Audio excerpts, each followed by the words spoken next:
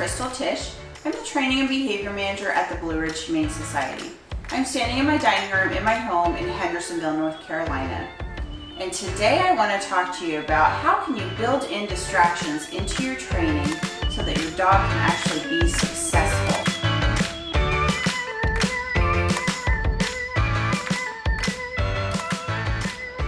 So I want to start with my number one training tip, and that is going to be that we always want to start training inside the house where the dog is going to be least distracted so they will be able to pay attention and actually learn. So think about your home and your dog and what is distracting for your dog. So if you've got really large windows and your dog likes to sit and look out the window, maybe bark at people, that's going to be a distraction for your dog. So maybe you don't want to start in that room. Or maybe you pull the curtains or draw the shades and block out some of that distraction for now.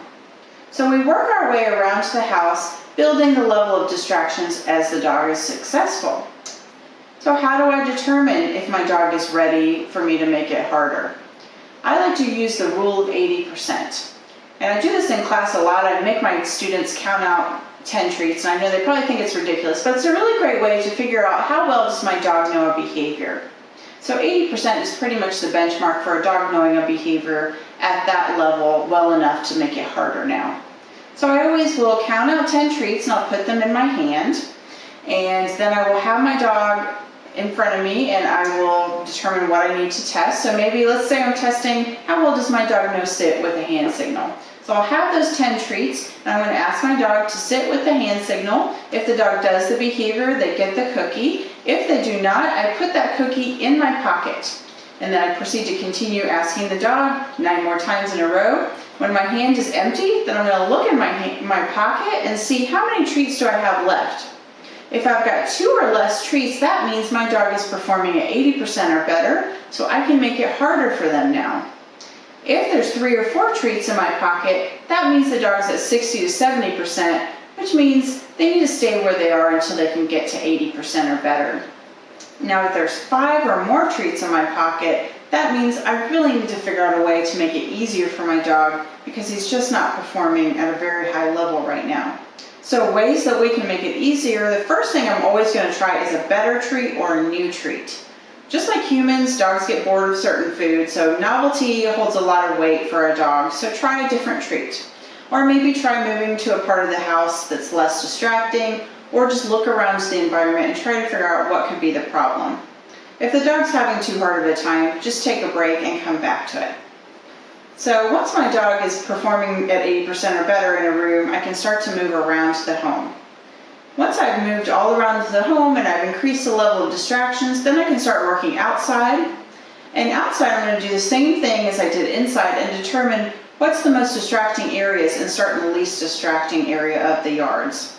So for example, if you've got a neighbor dog that runs the fence line barking at your dog, that's going to be very distracting. So maybe you don't want to start there.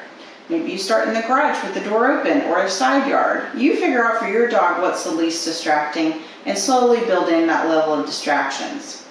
And then when you're on walks and hikes, we want to be sure that we're not asking our dogs to do anything at the beginning of the walk when they're very excited. They tend to be more responsive towards the end of the walk, so that's usually when I'll work some training in. I also try to ask them to do things for me at times when I don't actually need them to do something. They're going to be more likely to respond at those times than those moments when you really need them to respond. Now this is just in the beginning. Obviously when the dog's well trained, you'll be able to ask them to do things when you need them to. The other big tip is that when your dog is offering behavior without you asking for it, be sure to highly reinforce that. So every time my dog checks in with me, makes eye contact with me on a walk and I didn't ask for it, I'm going to give them some big reinforcers. And they tend to really start to offer that behavior more and more because it's easy behavior that they're getting paid really well for.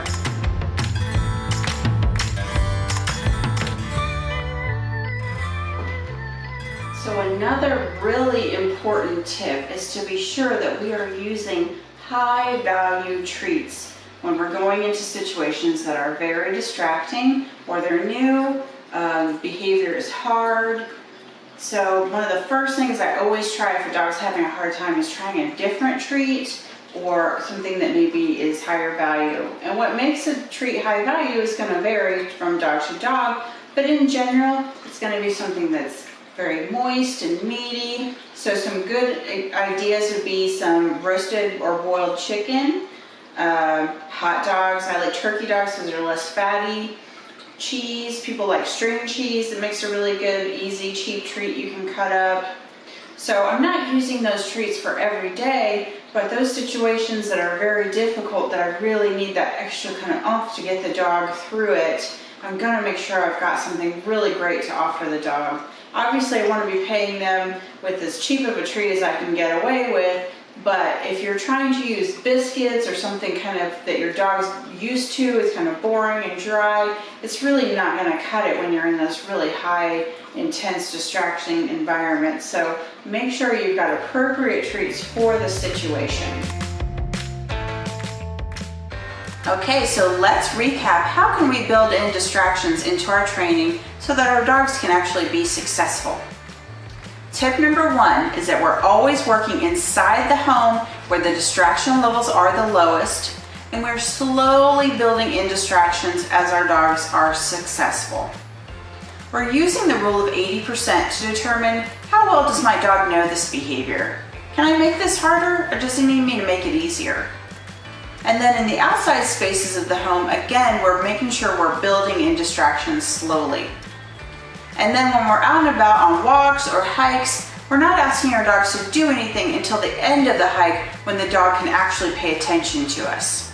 And then we're being sure that we are offering treats for any time our dogs offer eye contact or attention while we're out and about. And then finally, we're being sure that we're selecting the appropriate treat for the situation. Always remembering that when you're in a distracting situation or you're asking your dog to do something that is very hard or new, you should be bringing the really high value treats. So bring the chicken and the cheese and the hot dogs for those really distracting situations like going on a hike, so that your dog can really pay attention to you over the environment. So I hope these tips have been helpful for you to determine how you could build in distractions into your training and help your dog to be more successful and learn how to pay attention to you through those distractions. This video is part of a series on hiking with your dog.